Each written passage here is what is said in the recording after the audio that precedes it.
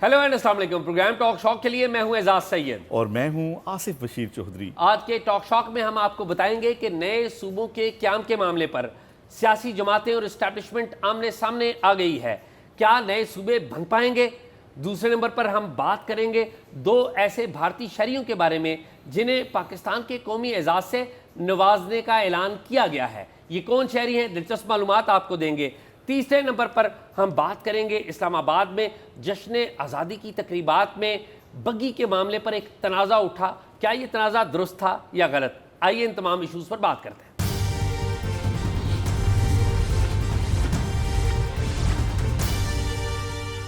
एजाज कैसे हैं आप? खैरियत से? मैं ठीक हूँ आसिफ, आप कैसे हैं? ठीक है, शुक्र है अल्लाह का। जश्न आज़ादी गुजर गया, कैसा मनाया आपने? जी बड़ा जश्न आज़ादी अच्छा ही होता है और इसमें तो कोई शक नहीं। ज़ाहिर है 79 ईयर्स हो गए पाकिस्तान को।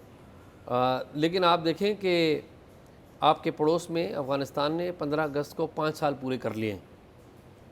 तालिबान की हुकूमत ने 5 साल पूरे कर लिए।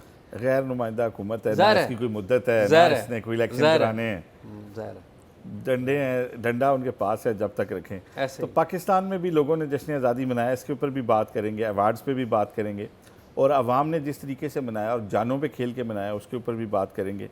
और ये बात भी करेंगे कि जो है रक्स जंजीर पहन कर भी किया जाता है, इसके ऊपर भी बात करेंगे। लेकिन मेरा ख्याल है पहले बात करते हैं सबसे पहले सूबों के ऊपर।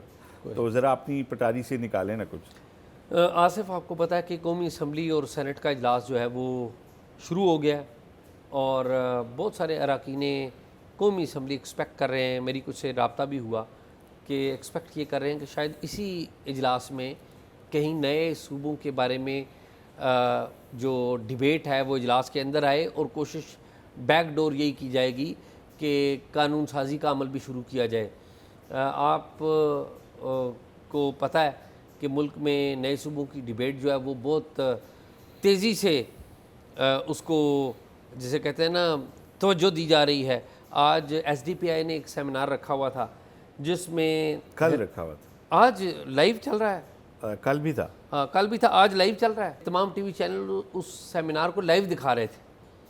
ठीक है, उसमें सुलैरी साहब मॉडरेटर हैं SDPI के, ज़ाहिर है करता धरता हैं, लेकिन उसमें फवाद चौधरी साहब, मोहम्मद अली दुरानी, असद उमर और इस तरह के जो लोग हैं वो सारे बैठे हुए थे और सारे इस बात पे ज़ोर दे रहे थे कि जो नए सूबे हैं वो बनने ही बनने हैं और बनाए जाने चाहिए। तो एक पूरी एक जिसे कहते हैं ना स्टेट ऑपरेटर्स जो है काम कर रहा है कि नए सूबे बने। तो मुझे नहीं लगता कि इतना आसान होगा नए सूबे बनाना, क्योंकि जो मेन पॉलिटिकल पार्टीज़ हैं, पीपल्स पार्टी इन पर्टिकुलर, मेरा नहीं ख्याल कि वो नए सूबों के हक़ में। और सिंध के अंदर ये जो नए सूबों का मामला है ये बलूचिस्तान से शायद नहीं रुक पाएगा और ना ही ये पंजाब रोकेगा। पंजाब भी इसमें कोई ऐसा रखना नहीं डालेगा। खैबर पख्तूनख्वा में भी कोई इतना मसला नहीं। मेरे ख्याल में असल मसला सिंध में होगा। तो आप बताएं, क्या लगता है आपको, नए सूबे बन जाएंगे? देखें एजाज़, अभी तक तो नए सूबों के हवाले से बहुत ज़्यादा वर्किंग की है ताकतवर हलकों ने, और फिर उन्होंने इसके ऊपर डिबेट का सिलसिला भी शुरू जो है वो करवा दिया है। और पाकिस्तान की इंटेलिजेंसिया इसके ऊपर अपनी जो है वो राय का इजहार भी कर रही है। और मुझे अगर आप पर्सनली पूछें तो इसमें कोई शुबा नहीं है कि ना सिर्फ ये कि पाकिस्तान पीपल्स पार्टी बल्कि मुस्लिम लीग नून भी बतौर जमात सूबों की मुखालिफ है। वो नहीं चाहते कि सूबे बने।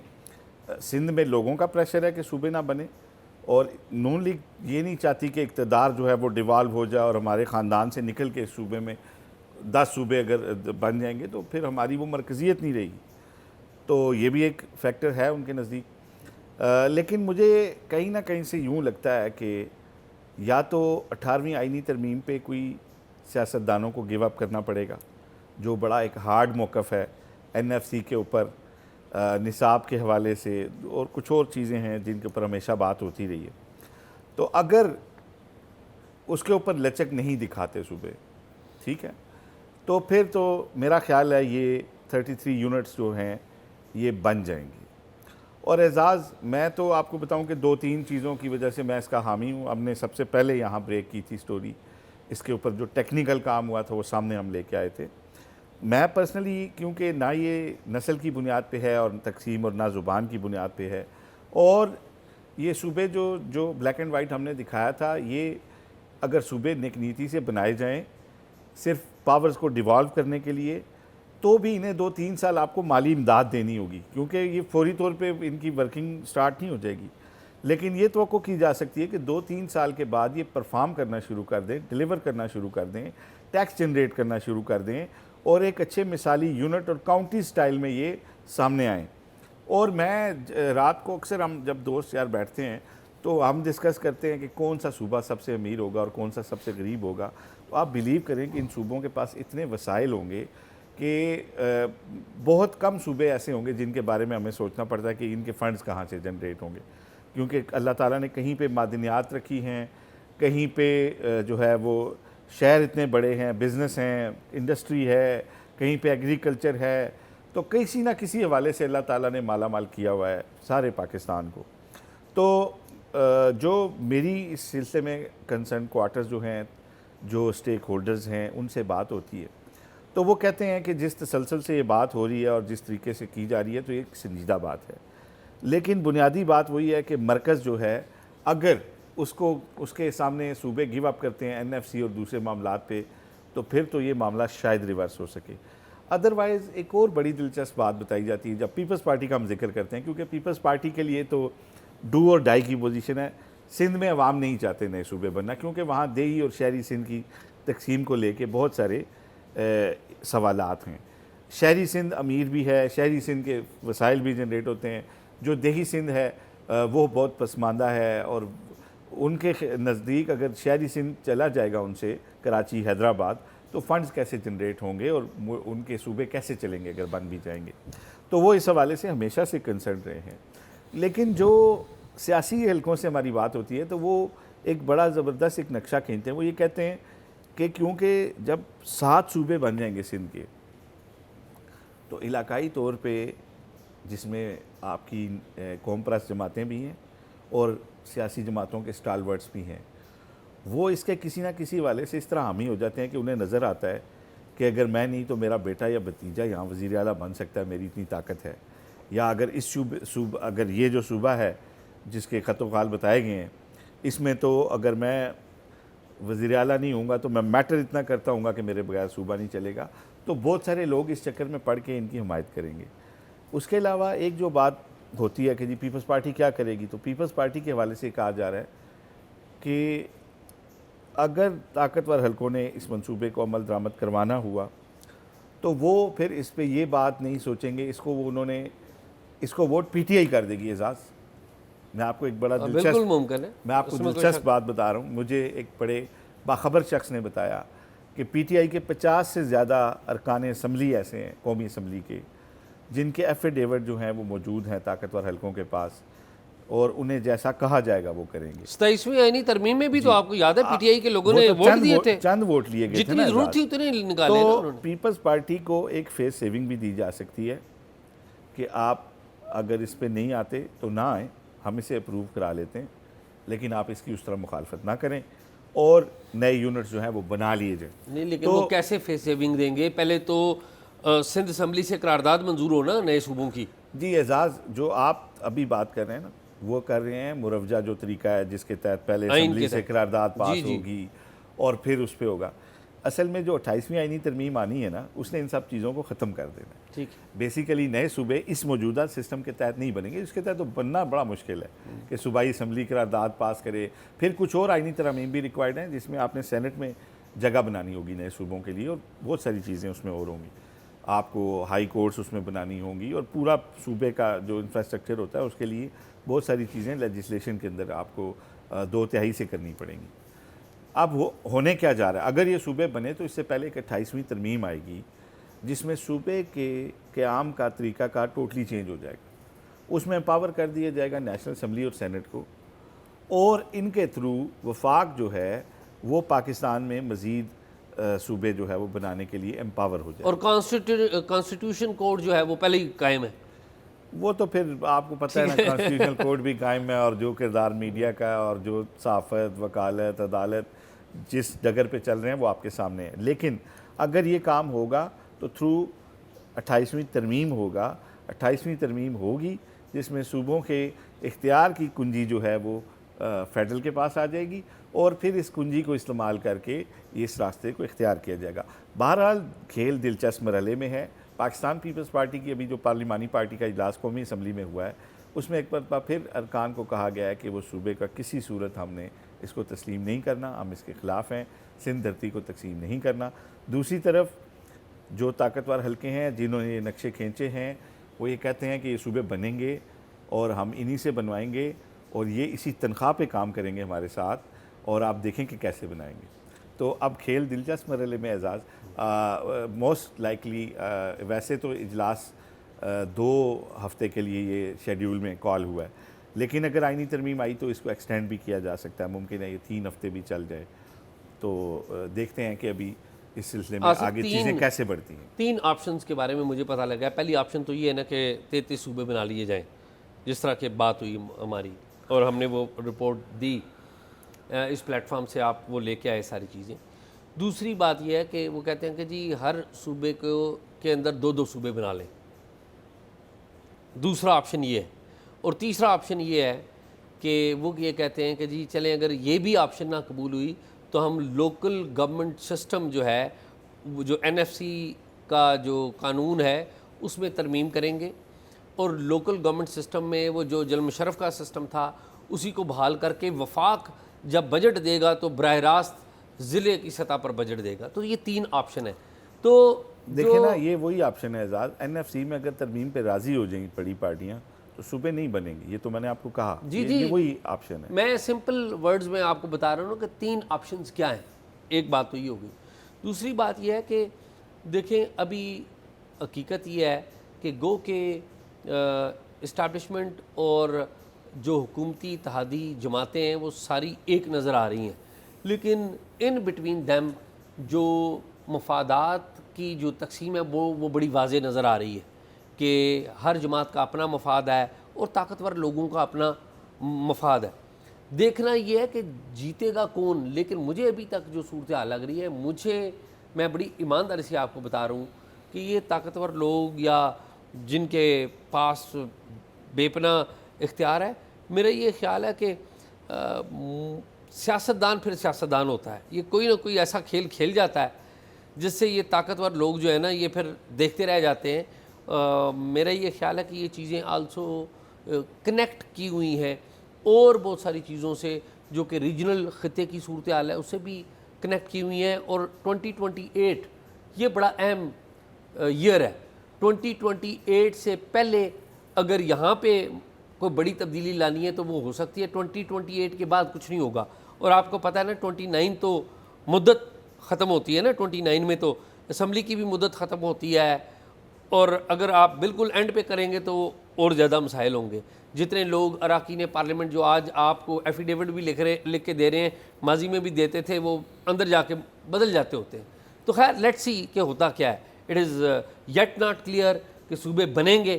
ایک پارٹی بضد ہے کہ بنیں گے اور دوسری پارٹی اپنی سیاست کر رہی ہے اور وہ کہہ رہی ہے کہ نہیں بنیں گے. ابھی تو دیکھیے گا سندھ کے قوم پرست بھی نکل رہے ہیں, یہ بھی دیکھیے گا.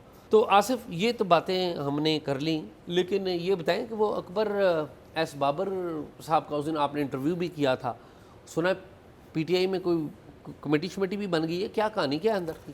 دیکھیں جو بیان جو دیا اکبر ایس بابر صاحب نے ہمارے شو میں بھی, اور پہلے بھی انہوں نے اون کیا تھا کہ ان کو میسیج آیا عمران خان کا, تو اس کے بعد جتنے ناراض لوگ تھے PTI کے جو اس وقت چھوڑ گئے تھے جب خان صاحب اپنے اصولوں سے ہٹ کے دوسری طرف جا رہے تھے, تو وہ آہستہ آہستہ وہ لوگ نکل گئے یا خاموش ہو کے بیٹھ گئے اور پارٹی میں ان کا لینا دینا نہیں رہا. تو وہ سارے یہ سوچ رہے ہیں کہ شاید عمران خان جو ہیں انہوں نے جیل میں بیٹھ کے کچھ سیکھ لیا ہے اور وہ لرن کیا ہے اور وہ چاہ رہے ہیں پرانے لوگوں کو لانا. تو ان کے اندر ایک ہوپ بھی ہے اور ان کے اندر ایک جذبہ بھی ہے, تو وہ خود سے رابطہ جو ہے وہ کر رہے ہیں. اکبر ایس بابر جو ہیں ان کو, اور بڑی تعداد میں پوری دنیا سے لوگوں نے, امریکہ سے, یورپ سے, دنیا کے باقی خطوں سے جو ہے ان لوگوں نے جو خان صاحب کے کبھی ہوسٹ ہوتے تھے اور بعد میں پارٹی سے ناراض ہو کے پھر وہ خاموش ہو کے بیٹھ گئے تھے, بڑی تعداد میں لوگوں نے رابطہ کیا ہے، اور اب کوشش یہی ہے کہ ایک اگلے 2 سے 3 ہفتے ایکسپیکٹ کیے جا رہے ہیں کہ اس کے اندر ایک کنونشن ہوگا بہت بڑا، اور اس کنونشن ویسے آصف آپ کو بھی پتہ ہے، میں نے آپ سے ذکر بھی کیا تھا، ایک پنجاب سے فارمر جو جنرل سیکرٹری تھے پنجاب کے، انہوں نے رابطہ ہم سے کیا تھا، وہ کہہ رہے تھے کہ ہم ایک الگ سے آلریڈی کنونشن بنا رہے ہیں، کیونکہ پی ٹی آئی جماعت بہت بڑی ہے نا، فالوئنگ بہت بڑی ہے، تو ہر بندہ ایک جسے کہتے ہیں نا اپنے آپ میں ایک انسٹیٹیوشن ہے. نہیں، بہت سارے لوگ تو ایسے ہیں نا جو جن کا آپ دیکھ لیں نا، اب اکبر ایس بابر کے اسٹیچر کا تو کوئی بھی آدمی نہیں ہے نا جن کو لوگ جانتے ہوں، ایون جنہوں نے آپ سے رابطہ کیا ابھی آپ کو بھی ان کا نام شاید یاد نہ ہو. اکبر ایس بابر کے اسٹیچر کے لوگ جو ہیں وہ تو اسٹیچر کا تو ایک ہی بندہ ہے. تو آپ یہ جو کنونشن کریں گے یہ پنڈی میں کریں گے، لاہور میں نہیں کریں گے، ٹھیک ہے نا. اور ظاہر ہے اکبر ایس بابر کیونکہ پہلے دن سے اور فاؤنڈنگ ممبر اور مین خان کے ساتھ اور اس کے دوست تھے، اور سپریم کورٹ آف پاکستان نے بھی انہی کو ہی ڈکلیئر کیا ہے فاؤنڈنگ ممبر اپنے فیصلے میں. لیکن آصف یہ بات آئی ایگری ود یو، لیکن یہ بات اکبر ایس بابر صاحب نے ظاہر ایک سٹیٹمنٹ دیا ہے، ایک بات کیا ہے، ابھی تو فارملائز اس وقت ہوگا کہ جب عمران خان کی وکلاء سے یا اپنی ٹیم سے جب بھی ملاقات ہوگی تو پھر ان سے ظاہر یہ باتیں پوچھیں گے نا کہ بھی کیا بات ہوئی. جی ابھی تو صرف اکبر ایس بابر میرا صاحب نہیں کا خیال کہ عمران خان صاحب اس موقع پہ یہ کہیں گے کہ جی میں نہیں لوں گا جی جو بندے روٹ گئے. جی ہاں ظاہر ہے ابھی لیٹس سی. اور عمران خان صاحب نے اگر کہا ہے تو وہ اس کو اون کریں گے، اور نہیں کہا تو تردید کر دیں گے. پھر اکبر ایس بابر بھی بتا دیں گے کہ مجھے کس نے پیغام دیا تھا، اس سے پوچھیں گے نا، پھر وہ بھی سامنے آ جائیں گے. بالکل ٹھیک بات. اگر میسج آیا ہے تو وہ بتائیں گے نا کہ مجھے فلاں بندے نے کہا تھا، یار وہ بندہ تو بڑا جھوٹا ہے کیونکہ خان تو کہہ رہا میں نے نہیں دیا. تو جو بہت سارے لوگ ہیں نا، وہ مجھے بہت سارے لوگ اس سارے معاملے کو نا شکوک کی نظر سے دیکھ رہے ہیں کہ جی اکبر ایس بابر کو کیوں کہا، اسد کیسر کو کہہ دیتے، پی ٹی آئی کے اندر کیونکہ بھائی اسد کیسر کوئی ناراض لوگوں کے سرخیل تو نہیں ہے. اسد کیسر صاحب تو آلریڈی پارٹی کے اندر ہیں، جو بھی ان کے معاملات ہیں وہ آپ جانتے ہیں. بہت ساری باتیں میں نہیں کہنا چاہتا، اور جو کچھ وہ ڈیلیورنس ابھی پی ٹی آئی کر رہی ہے وہ بھی سب کے سامنے ہے. اور دوسری بات، بہت سارے لوگ اس خوف کے تحت بھی قیاس پھیلا رہے ہیں کہ وہ سمجھتے ہیں، جو سٹنگ جو لوگ ہیں وہ سمجھتے ہیں کہ یہ ہمارے اوپر عدم اعتماد ہے. چلیں خیر یہ وہی بات ہے، عمران خان سے جس دن کسی کی ملاقات ہوگی پتہ لگ جائے گا. اگر عمران خان نے تردید کی تو اکبر ایس بابر ظاہر ہے پھر اس بندے کو سامنے لے آئیں گے جس نے انہیں پیغام دیا ہے کہ بھئی آپ نے مجھے غلط پیغام کیوں دیا. ٹھیک بات. لیکن یہ ہے کہ ابھی بہت بڑی ایک ایکٹیویٹی اس ناطے ہو رہی ہے کہ ان کے ساتھ لوگ رابطہ کر رہے ہیں اور لوگ جڑ رہے ہیں، اور ایک بڑا کنونشن جو ہے وہ ہونے جا رہا ہے. تو میرا خیال ہے اعزاز اب بات کی جائے جشن آزادی کے حوالے سے. نہیں، میرے خیال میں آصف جشن آزادی سے زیادہ اہم بات ہے پاکستان میں تقریباً 79 ایئرز کے بعد، 79 سال کے بعد، 47 سے لے کر اس سال جو قومی اعزازات کی نامینیشن کی گئی تو اس میں بھارت کے شہر ممبئی سے تعلق رکھنے والے 2 ڈاکٹروں کو قومی اعزاز دینے کا فیصلہ کیا گیا. پاکستان کا قومی اعزاز دینے کا فیصلہ، وہ وفات پا چکے ہیں ڈاکٹر صاحبان.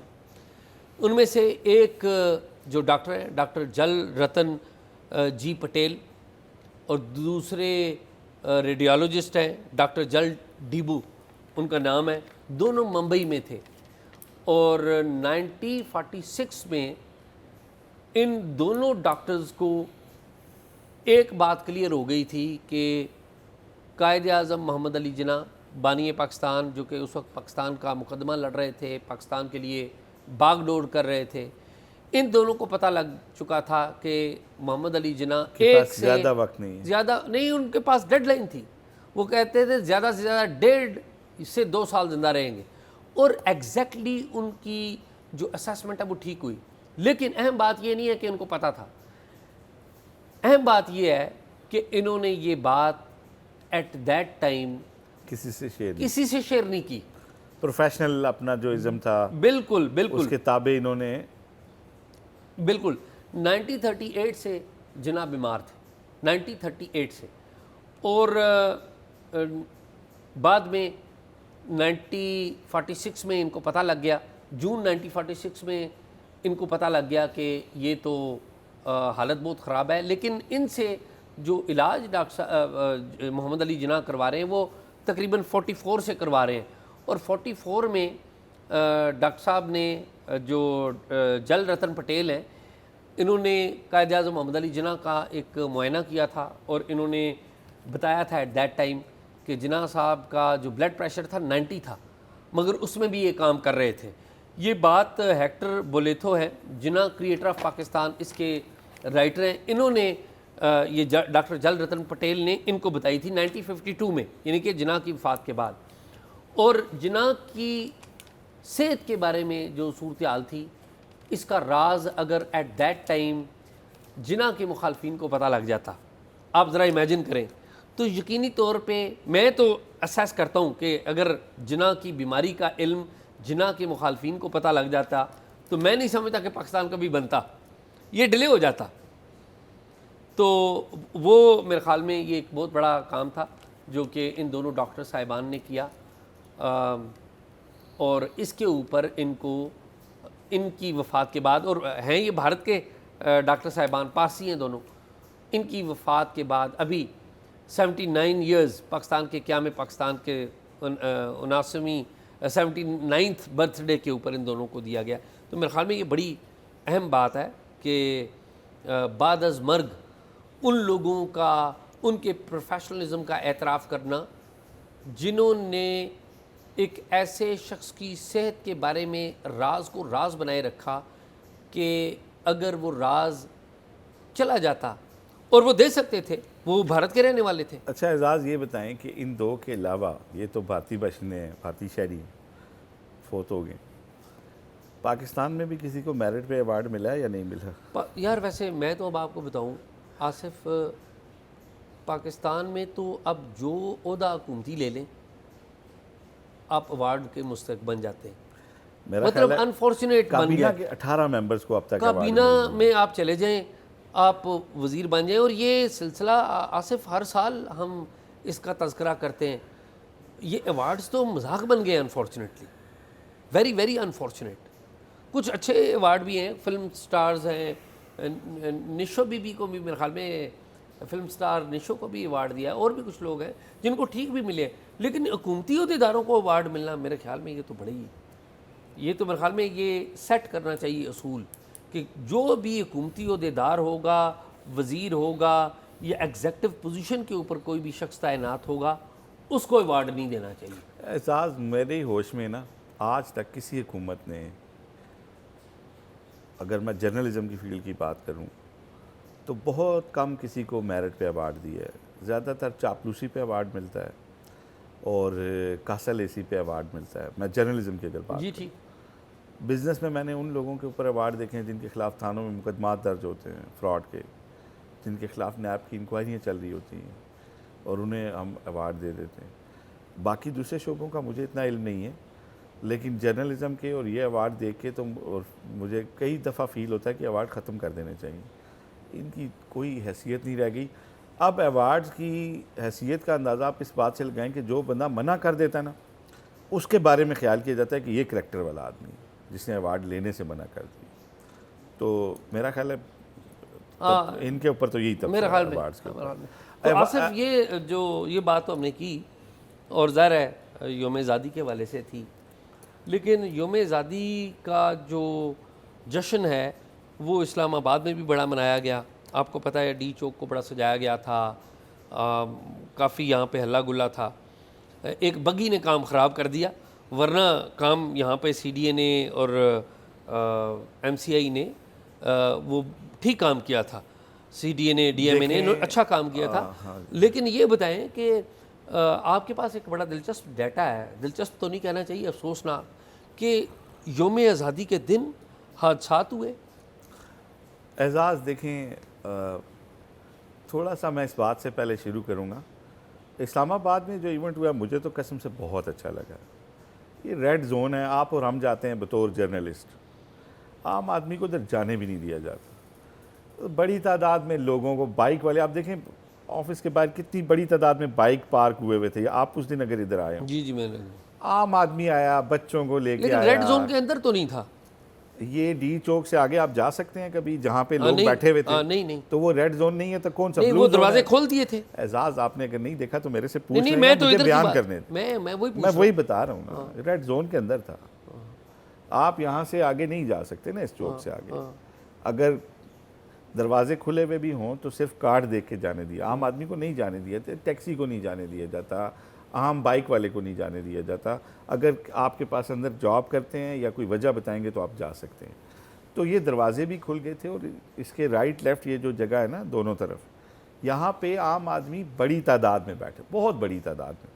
اگر میں کہوں کہ 8-10 ہزار کا مجمع تھا تو شاید یہ کوئی زیادہ دور نہیں ہوگا. سڑکیں تو ٹریفک سے بھری ہوئی تھی. اور مجھے اس بات کی خوشی ہوئی کہ عام آدمی ریڈ زون میں بھی آیا ہے. بچے بھی دیکھ رہے ہیں ان عمارتوں کو جن پہ قومی وسائل لگے ہوئے ہیں، پارلیمنٹ، پریزیڈنسی، سپریم کورٹ. یہ ہماری جنریشنز کو کیوں ان سے محروم رکھا جائے، دکھایا جائے، بتایا جائے. تو اور پھر بڑا ہی اچھا شو امپریسو ہوا. اور جو بگی والی بات ہے نا، بگی سے بالکل آتی ہے نوآبادیاتی دور کی بو، لیکن بگی پہ تنقید کون کر رہے ہیں؟ جن کو محسن نقوی سے تکلیف ہے، جو خود ایوان میں کھڑے ہو کے کہتے ہیں جہاز لیا ہے تو لیا ہے، پھر کیا کریں.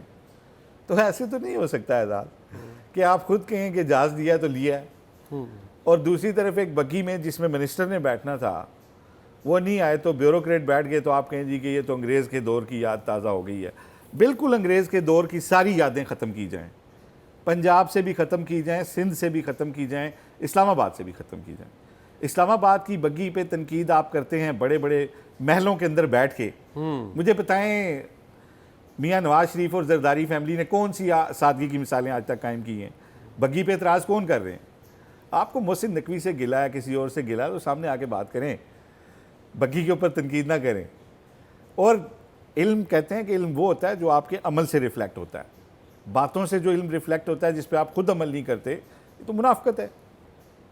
تو بگی پہ تنقید وہ کرے جو سادہ زندگی گزار رہا ہو، جو بگیوں میں بیٹھتا نہ ہو، جو خصوصی طیارے لے کے کہتے ہوں کہ لیا تو پھر، اور وہ کہیں کہ بگی کیوں آ گئی. تو کچھ شرم ہوتی ہے یار، تھوڑا سا ہونا چاہیے. تو میرے یہ اس دن مجھے بڑی خوشی ہوئی. لیکن آصف میں آپ کو ایک بات بتاؤں، یہ تو نون لیگ یا پیپلز پارٹی اگر وہ بگی پہ اعتراض کر رہے ہیں، یہ تو ان کا آپس میں معاملہ ہے نا کہ محسن نقوی ان کے ساتھ ہی بیٹھتے ہیں، تو اس کے اوپر عام آدمی میں سوشل میڈیا میں ٹرینڈ چلے ہیں نہیں باقاعدہ. میں آپ کو یہ کہہ رہا ہوں کہ جو یہ وی آئی پی کلچر ہے، ہم تو خود اس کے خلاف ہیں. لیکن اسلام آباد کے وی آئی پی کلچر کو جب آپ لاہور اور کراچی میں اپنے محلوں کے اندر بیٹھ کے کرٹیسائز کر رہے ہیں نا، تو یہ آپ کی منافقانہ طرز عمل کو سامنے لاتا ہے. میری بات آپ نہیں سمجھ رہے.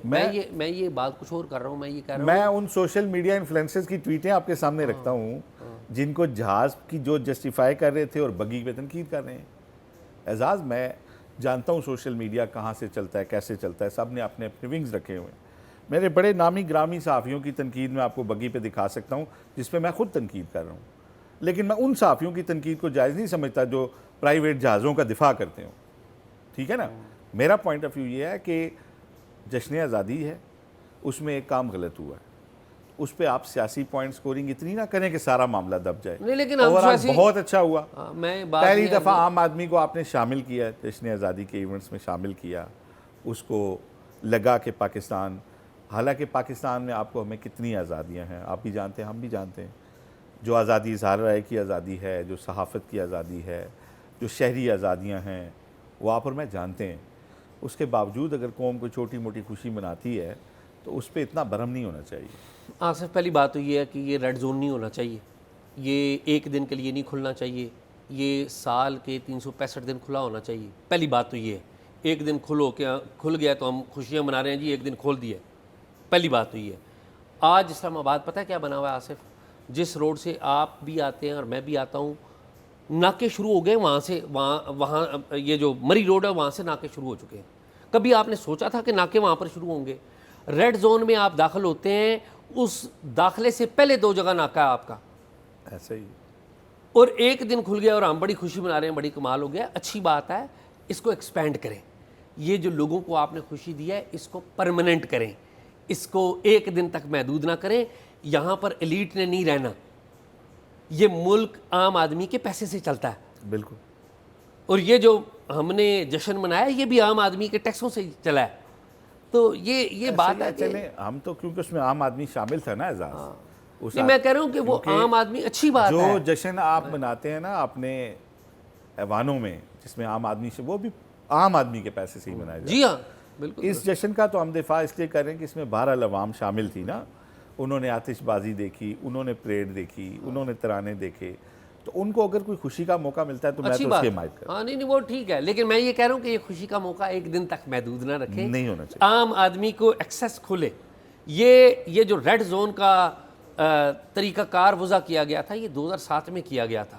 عام آدمی کو آپ نے نکال دی. عام آدمی نے کورٹ میں کیس سپریم کورٹ میں جانا ہو تو اس کو آپ اندر نہیں جانے دیتے, پرابلم آتی ہے بیچارہ مشکلوں سے. صحافیوں کو ریسٹرکٹ کر دیا گیا سپریم کورٹ میں اعزاز. سیکریٹریٹ میں عام آدمی کا جانا بڑا محال ہو گیا ہے. لوگ لائنوں میں کھڑے ہیں, پیٹرول لوگوں کا ضائع ہو رہا ہے اور مہنگائی آسمانوں سے باتیں کر رہے ہیں. کس طرح کی بات کر رہے ہیں؟ کوئی صحافی بھی جا کے دکھائے جب تک اندر سے فون نہیں آتا کہ آپ کو کیوں جا رہے ہیں. تو یہ وہی میں بات کر رہا ہوں کہ خیر یہ تو معاملات چلتے رہتے ہیں سرکاری. اسی میں اعزاز ایک چھوٹی سی جو آخری بات میں کرنا چاہ رہا ہوں. دیکھیں عوام نے اس آزادی کو تھوڑا سا میں سمجھتا ہوں مس یوز بھی کیا ہے. میں بڑی مطلب مجھے پتہ ہے میں کتنی سینسیٹیو بات کر رہا ہوں, لیکن میں صرف آپ کے سامنے ایک فگر رکھنا چاہ رہا ہوں کہ صرف جشن آزادی کے موقع پر پنجاب میں 26 افراد کی جان گئی ہے ٹریفک حادثات میں. دیکھیں یہ غلط بات ہے. یہ جو ون ویلنگ ہے اور ون ویلنگ کے چکر میں جی تیز رفتاری, ون ویلنگ, اس طرح کی بہت ساری وائلیشنز کے تحت, اور 1078 لوگ شدید زخمی ہوئے ہیں. یہ صرف پنجاب کا فگر ہے. اگر میں اسلام آباد کا بتاؤں, اسلام آباد میں 2 واقعات کی تو میں نے خود فوٹیج دیکھی ہے جشن آزادی کی رات کی, کہ ایک ڈی چوک میں سے آگے جائیں تو وہ ریڈیو پاکستان چوک میں ایک تیز رفتار گاڑی نے بائک والے کو ہٹ کیا, اسپاٹ پہ ڈیتھ ہوئی ہے. دوسرا واقعہ کشمیر ہائی وے کا تھا جہاں پہ ایک 22 گریڈ کے افسر انتہائی تیز رفتاری سے یوں کشمیر ہائی وے پہ چڑھے اور انہوں نے بائک والے کو ہٹ کر دیا, بہت برے طریقے سے ہٹ کر دیا. اور اس کے علاوہ بھی بے شمار حادثات اسلام آباد میں بھی ہوئے ہیں. یہ تو بائک والوں کا میں بتا رہا ہوں. جشن آزادی کے موقع پہ ضرور آپ خوشیاں منائیں, لیکن یہ جو ون ویلنگ اور اس کو میں کہتا ہوں کہ یہ مس یوز ہے. آپ دوسرے لوگوں کے لیے بھی خطرے کا باعث بنتے ہیں, اور یہی وجہ ہے کہ 26 بندے پنجاب میں اپنی جان سے گئے ہیں, اور اگر پورے ملک کا فگر نکالیں تو وہ اس سے کئی گنا زیادہ ہوگا. تو جشن آزادی ضرور منائیں, اس کی خوشیاں منائیں, لیکن اپنی جان کا بھی حفاظت کریں اور دوسروں کی جان کا بھی خیال رکھیں. یہی اعزاز یہی. ناظرین پروگرام آپ نے دیکھا, پروگرام کے بارے میں اپنی رائے ضرور دیجیے گا, اور اگر کوئی معلومات ہو تو ہمیں talkshock777@gmail.com پہ شیئر کیجیے. اللہ حافظ.